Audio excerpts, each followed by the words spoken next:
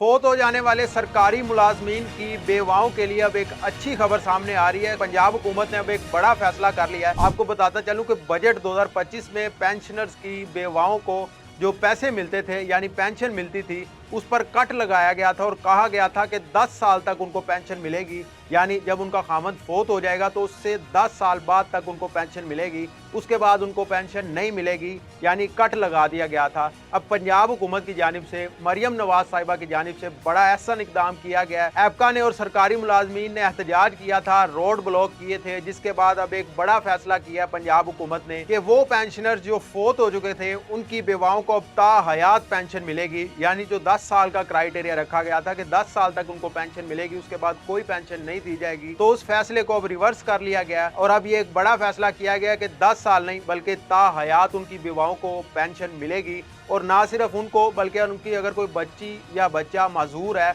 उनको भी वो पैसे मिलते रहेंगे ताहयात।